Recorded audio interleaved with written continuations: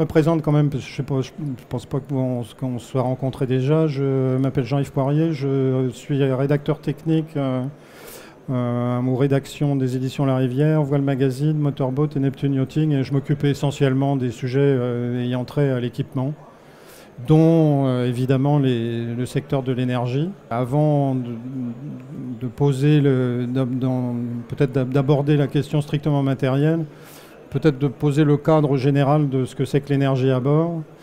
Il ne faut pas oublier, je pense que c'est un point important, que le bateau ici, c'est une centrale électrique à lui tout seul qui va se déplacer.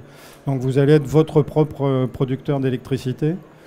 Il existe un certain nombre de moyens autonomes, plus ou moins propres, mais ces moyens doivent forcément être équilibrés par rapport à la consommation que vous avez. Alors la première chose qu'il faut donc se poser, c'est combien je dépense. Quel est mon bilan électrique? Dans ce domaine, il n'y a pas 36 solutions, il faut prendre son calepin. Je vous ai mis ici quelques exemples de bilan électrique, où vous allez faire la liste de tout, en fonction des programmes de navigation. Évidemment, il va être très différent. La consommation, on va par exemple passer à peu près une cinquantaine d'ampères par jour sur un petit déboat, à 240 ampères sur un bateau de croisière confortable. En navigation, et au mouillage, il va dépenser grosso modo à peu près la moitié. Ensuite, un croiseur hauturier, il va être à peu près, lui il va au maximum en navigation à plus de 300 ampères. Bien entendu, c'est très variable en fonction de votre équipement. Mais concrètement, il va falloir faire la liste de tous les consommateurs, connaître sa consommation en ampères, et évaluer également l'utilisation par 24 heures, de manière à pouvoir faire la durée d'utilisation et ensuite la consommation journalière. Une fois que vous en êtes arrivé là, ça va vous permettre de dimensionner le système dont vous disposez. Dans les systèmes de production, bon, celui qui est vendu d'origine, si j'ose dire, ça va être l'alternateur de votre bateau. Son avantage, on va dire, c'est qu'il a une production qui est importante, mais il faudra, en particulier sur un voilier, forcément que vous ayez un nombre de marches au moteur qui va compenser votre consommation. Dans la pratique, vous voyez, la plupart des alternateurs, on va tourner entre 50 à 90 ampères en moyenne, les alternateurs haute puissance allant jusqu'à 200 ampères. Le problème, c'est que plus vous allez monter en puissance, plus la puissance exigée du moteur va être importante. Donc forcément, la marche au moteur va aussi, et la consommation va s'en porter. Donc ça peut être un petit peu embêtant. D'autre part, sur un voilier, en principe, on évite au maximum la marche au moteur. Donc c'est pas forcément... L'alternateur n'est pas une solution universelle, et d'ailleurs aucune. L'autre gros producteur d'électricité, ça va être les groupes électrogènes. La puissance la gamme de puissance est très élevée, de 1 à 50 kW, voire plus, hein, selon les modèles. L'avantage, c'est qu'il est immédiatement disponible. L'inconvénient, c'est que c'est tout sauf très vert. Je pense que tout le monde apprécie modérément le bourdonnement des groupes électrogènes au mouillage ou que ce soit d'une manière générale. Donc c'est pas... Là aussi, c'est une solution qui est certes efficace, mais qui n'est pas forcément la mieux adaptée, en tout cas qui n'est pas très verte. Ici, dans cette partie-là, j'avais rajouté la pile à combustible. On a beaucoup misé sur la pile à combustible dans un premier temps, parce que comparé à un groupe électrogène, elle a un fonctionnement silencieux. Elle n'a pas d'émanation nocive à part de l'eau.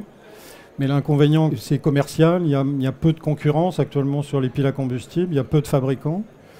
Et l'hydrogène, puisque si en réalité c'est une pile à hydrogène, l'hydrogène doit être extrait d'un liquide, en l'occurrence c'est le méthanol.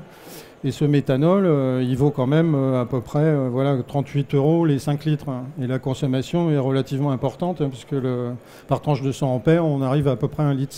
Alors multipliez ça par le nombre de jours et votre consommation journalière, ça finit par faire une consommation de carburant qui est loin d'être négligeable. Il faut la stocker à bord, c'est un carburant inflammable, donc là non plus, c'est pas la panacée, quoi, hein. Alors après, on rentre dans des productions un petit peu plus vertes, qui est celle de l'éolienne. L'avantage aussi de l'éolienne, comme c'est un alternateur entraîné par une hélice, c'est que sa production peut être élevée, mais il y a deux inconvénients, enfin il y en a même plusieurs. Le rendement est très variable selon la météo, forcément, il y a du vent, il n'y en a pas.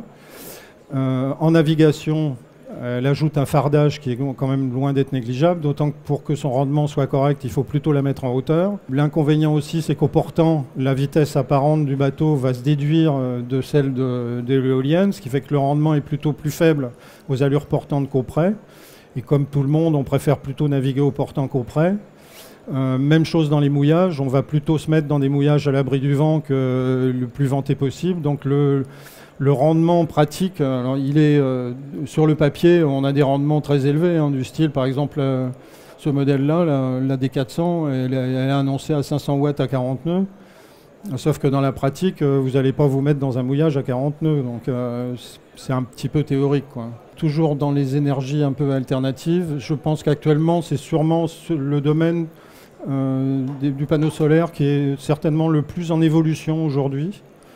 Et parce que dans la pratique, il a quand même de nombreux avantages. Un, il est totalement silencieux. Il n'a aucun entretien, ce qui n'est pas le cas de tous les équipements que je vous ai montrés avant. Le rendement, alors là aussi, il est malheureusement moins important que les précédents, mais étant donné qu'on peut aussi multiplier la surface, on finit quand même par avoir une production qui est assez intéressante. L'inconvénient qu'il a aussi, c'est que la production n'est pas constante. C'est comme l'éolienne, c'est lié à des conditions météorologiques et en particulier l'ensoleillement. Donc évidemment, il va varier en fonction de la zone de navigation et la production est nulle la nuit. Voilà. Si vous regardez ici, c'est le tableau qui est le plus intéressant. En rouge, c'est surtout la colonne en rouge qui est la plus intéressante. C'est la production en ampère-heure cumulée moyenne sur 9 jours par mètre carré, ramenée au mètre carré par panneau. Et si vous regardez en fonction, quelle que soit la technologie des panneaux, ici le prix varie de, je ne me souviens plus, c'est dans le truc, c'est de 1 à 4, quelque chose comme ça. La production est quasiment la même, il n'y a pas une énorme différence, quel que soit le régime du panneau. Oui, c'est un petit détail aussi. Donc ici, vous avez de nouveau un tableau, un bilan électrique qui permet par exemple de voir combien vous pouvez gagner en passant avec des solutions de moindre consommation. Je pense qu'aborder l'énergie, c'est aussi se poser la question de la production avec tous ces éléments qu'on est en train de passer en revue. Mais c'est peut-être aussi de réfléchir à est-ce qu'il est possible de consommer moins. Essayer d'être le plus sobre possible, ça veut dire peut-être effectivement changer les éclairages conventionnels avec des ampoules à filament, passer à des ampoules à LED, des groupes froids avec une consommation moindre. Voilà. Donc au niveau des prix, voilà, le panneau le moins cher est à peu près à 180 €.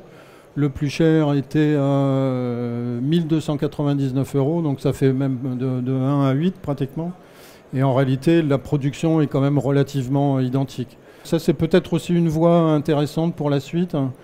C'est des voiles, des cellules photovoltaïques qui sont intégrées à la voile. Pour le moment, ça reste encore des productions plutôt prototypes ou un petit peu sur mesure, on va dire. Il n'y a pas vraiment de production de série de ce genre de technique, mais rien n'empêche d'imaginer que par la suite, ça résolverait les problèmes d'ombre portée, d'exposition, etc. Ensuite, dernière famille de producteurs intéressants, c'est tout ce qui est hydrogénérateur. Étant donné que l'eau a une masse 800 fois supérieure à celle de l'air, le rendement de l'hélice est beaucoup plus important. Donc ça permet d'avoir des diamètres de rotor. En fait, c'est ni plus ni moins qu'une éolienne sous-marine.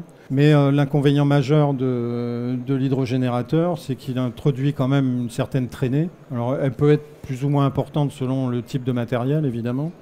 Le plus performant, à ma connaissance, étant la série Dwat-NC, qui, eux, prélèvent très peu d'énergie du bateau. Les autres, un petit peu plus. Mais par contre, on est un petit peu dans le même cas de figure que l'éolienne.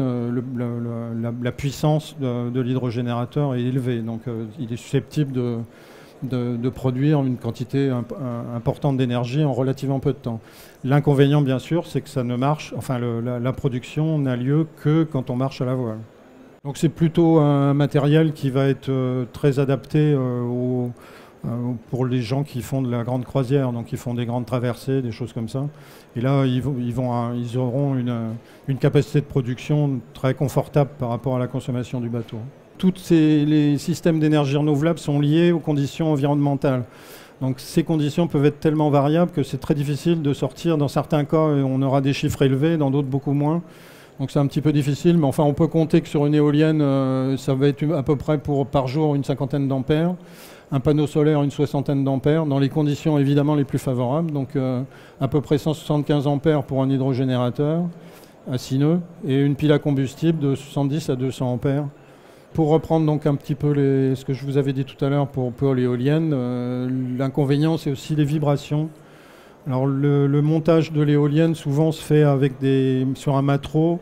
J'ai remarqué que beaucoup utilisaient des câbles par exemple en inox et il serait préférable de mettre plutôt des câbles en textile qui transmettent moins les vibrations, d'essayer de soigner, mettre un CN block à la base, éviter au maximum de transmettre les vibrations de l'appareil à la structure.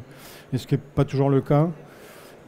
Également, essayer de le mettre suffisamment en hauteur pour éviter tout accident avec les équipiers qui sont en dessous, parce que quand il y a du vent, les pales tournent quand même vite. Il y a beaucoup de modèles qui n'ont pas de système de frein. Alors ça, c'est un petit peu embêtant, parce qu'après, il faut pouvoir l'arrêter. C'est un petit peu les détails qu'il faut regarder si vous vous intéressez aux éoliennes. L'hydrogénérateur, bien, je viens d'en parler, donc il fonctionne qu'en route. Les investissements sont quand même relativement élevés. Les panneaux solaires, donc, à mon avis, je pense au jour d'aujourd'hui, c'est certainement la technologie qui fait le plus de progrès en termes de rendement, tout en sachant qu'au niveau de la puissance qu'on peut tirer au mètre carré, au jour d'aujourd'hui, ça va guère dépasser les 100 watts. Hein.